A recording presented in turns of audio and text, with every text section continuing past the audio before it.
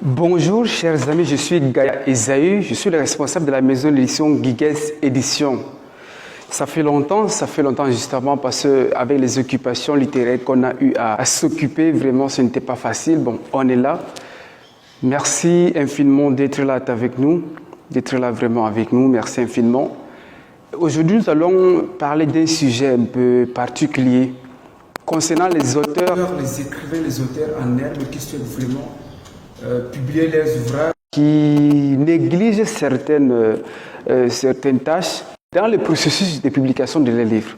Parce que lorsque vous envoyez votre manuscrit aux éditions Guiguès, comme toute autre maison d'édition, ce qu'il faut comprendre, lorsque le comité de lecture de la maison d'édition effectue des travaux éditoriaux autour de votre manuscrit, prenez le temps de bien étudier, de bien relire, de bien travailler toutes les suggestions qu'effectue le comité de lecture de la maison d'édition.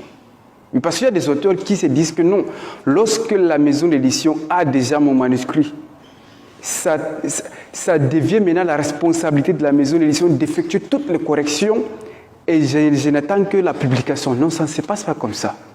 Je ne sais pas comment fonctionnent les autres maisons d'édition, mais aux éditions Guiguès, lorsque vous envoyez votre manuscrit au comité de lecture par mail, vous pouvez voir dans les commentaires. Et également, ce qu'il faut comprendre, lorsque vous soumettez votre manuscrit aux éditions Guiguès, ce qu'il faut comprendre, c'est que le comité de lecture va recevoir votre manuscrit.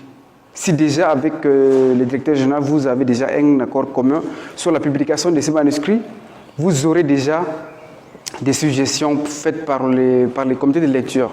Les comités de lecture effectuent des corrections, font des suggestions sur des passages qui n'ont pas leur place en fait. Des mots qu'il ne fallait pas utiliser, des mots qu'il faut utiliser d'une autre manière, des termes qu'il faut utiliser, qu'il faut retrancher, qu'il faut ajouter, qu'il faut modifier, qu'il faut retravailler, des noms de personnages, des lieux qu'il faut retravailler. Donc tout ça, les comités de lecture de la maison d'édition vous fait savoir cela. Oui, et là, c'est à vous maintenant de recevoir les manuscrits et d'apporter toutes les corrections demandées par le comité de lecture. Et il faut vraiment les accepter, il faut vraiment les étudier. Il faut vraiment les étudier avec sérieux.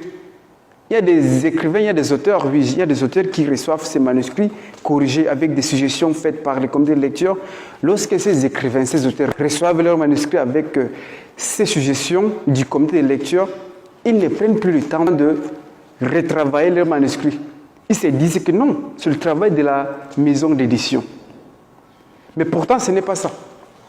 Donc, prenez le temps de retravailler votre manuscrit et soyez le maître de votre manuscrit. Parce que lorsque vous ne retravaillez pas votre manuscrit, vous ne serez pas l'auteur. On va dire que non, ce n'est pas vous qui êtes l'auteur de votre manuscrit. Vous voyez un peu ce que je veux dire. Donc, retravaillez votre manuscrit. Lorsque le comité de lecture effectue des suggestions, effectue des corrections, et on vous renvoie les manuscrits, donc retravaillez. L'édition d'un livre n'est pas seulement de recevoir un manuscrit et de le publier. Non, ce n'est pas ça. Donc, c'est de retravailler. Il y a un travail sérieux, il y a un travail de concentration autour de ces manuscrits, autour de tout manuscrit qu'on reçoit. Donc, prenez le temps de retravailler. Prenez le temps, même si ça prend 3 mois, 6 mois, 1 an, prenez le temps de bien retravailler votre manuscrit et publier votre manuscrit avec valeur. Oui. Donc, n'acceptez pas de voir votre livre publié sans toutefois retravailler ces manuscrits plusieurs fois. On doit relire plusieurs fois un manuscrit, on doit vraiment retravailler, on doit vraiment relire plusieurs fois, retravailler plusieurs fois un manuscrit avant qu'il ne soit publié. Vous, auteur, en tant qu'auteur de ces manuscrits, vous serez vraiment investi psychologiquement dans ce travail-là, dans cette recorrection, dans cette relecture de votre manuscrit. Mais nous avons reçu plusieurs manuscrits, des auteurs qui ont accepté de relire leurs manuscrits. Ça confirme vraiment qu'ils sont les auteurs de leurs manuscrits. Il y a des auteurs qui ont pris le temps de retravailler et par après, ils ont disparu. Parce qu'ils n'ont pas pu, je ne sais pas trop, ils n'ont pas pu terminer ce travail de relecture de leurs manuscrits. Parce que le comité de lecture a effectué toutes les corrections, a souligné tous les passages qu'il faut vraiment retravailler parce que ça ne cadre pas avec l'histoire ou bien avec les poèmes ou bien avec les ouvrages, les thématiques que vous avez abordées. Et là, les auteurs disparaissent. Vraiment, il faut prendre le temps de retravailler son manuscrit. Lorsqu'on veut vraiment publier un truc de consistant, publier un vrai truc, on doit retravailler son manuscrit, relire plusieurs fois son manuscrit. C'est ce qu'on nous conseille d'ailleurs lorsqu'on est écrivain, lorsqu'on veut vraiment devenir un écrivain. On doit accepter ses erreurs, accepter toutes les critiques et apporter toutes les modifications, toutes les suggestions demandées par les comités de lecture ou bien demandées par d'autres yeux plus compétents que nos yeux. Voilà, je ne sais pas si vous comprenez vraiment ce que je veux dire, mais c'est justement ce qu'il faut faire. Et donc, prenez le temps de retravailler votre manuscrit, peu importe le temps mentionné dans les contrats d'édition pour que votre livre voie les jours. C'est juste une date mentionnée. Mais la réalité n'est pas ça. Lorsque vous publiez un livre, attendez-vous à toutes les critiques possibles. Lorsque déjà vous avez apporté toutes les modifications nécessaires. Nul n'est parfait. Personne n'est parfait en fait. Personne n'est parfait. Là, on sait ça.